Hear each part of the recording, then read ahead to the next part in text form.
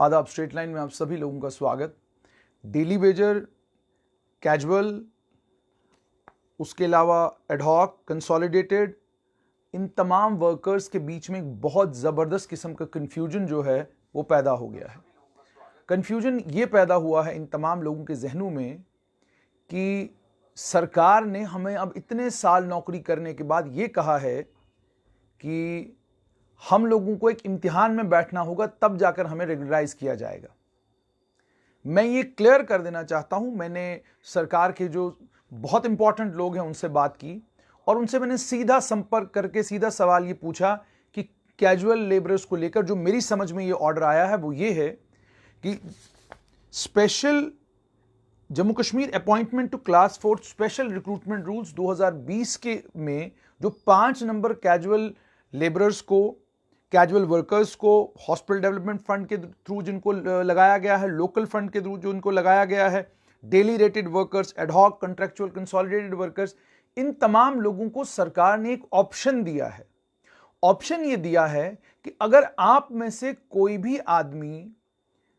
इस recruitment drive का हिस्सा बनता है,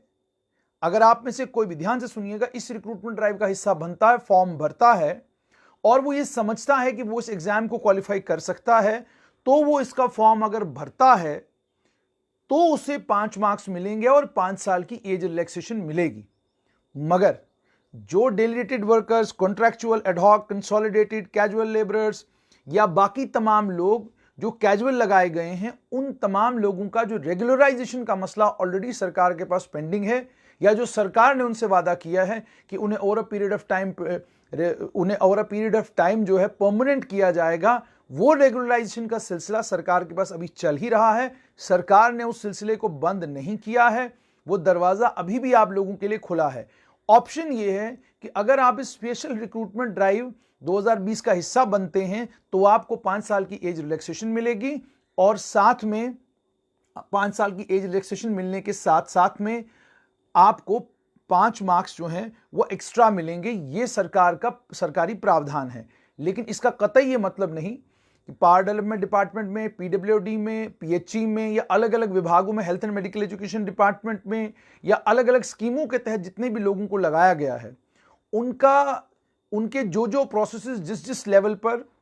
जहां पर चल रहे हैं वो उसी तरीके से चलते रहेंगे। रेगुलराइजेशन के लिए जो उनकी फाइलें गई हुई हैं उस पर सरकार चिंतन मंथन कर रही है और जब भी रेगुलेशन की कोई पॉलिसी बनेगी या जो ऑलरेडी एग्जिस्टिंग पॉलिसी है जिसके तहत 7 साल का पीरियड जिसका भी मुकम्मल हुआ है उसे रेगुलराइज किया जा रहा है, वो बिल्कुल उसी तरीके से आपकी फाइल आगे चलती रहेगी। कोई भ्रांति अपने मन में ये बिठाना कि जी अब तमाम कैजुअल लेबरर्स को, तमाम डेली रेटेड वर्कर्स को इस स्कीम में जो है अप्लाई करना है और उन्हें क्या कहते हैं यहां से जो है दोबारा क्लास 4 लगाया जाएगा, ये बिल्कुल ऐसा नहीं है।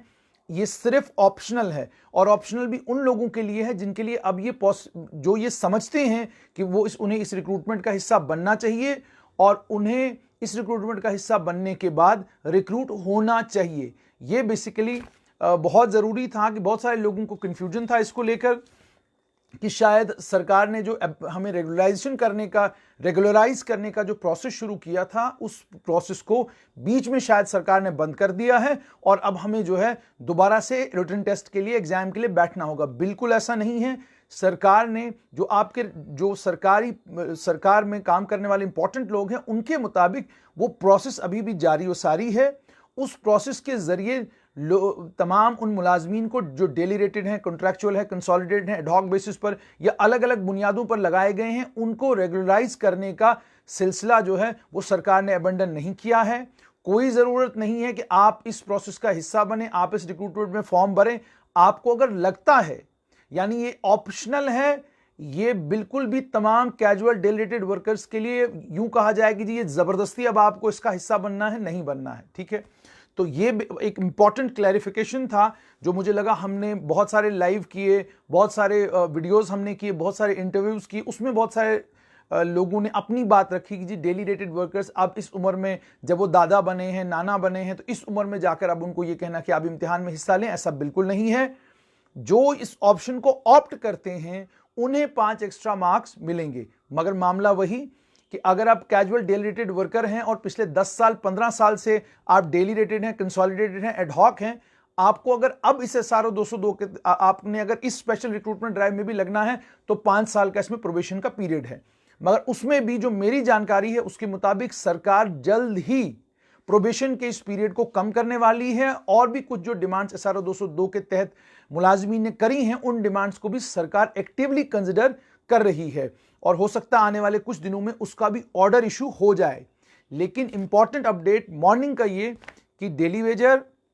Ad hoc, consolidated, hospital development fund के जरिए लगे हुए लोग, लोकल फंड के जरिए जिनको एंगेज किया गया है, ad hoc, contractual, consolidated, daily rated workers, casual labourers, इन तमाम लोगों के लिए एक ऑप्शन है कि आप अगर ऑप्ट करते हैं इस स्कीम को तो इस स्कीम को ऑप्ट करने का आपको फायदा यह होगा कि आपको 5 साल की एज रिलैक्सेशन और 5 मार्क्स आपको एक्स्ट्रा मिलेंगे। और जैसा कि मैंने आपको परसों भी बताया था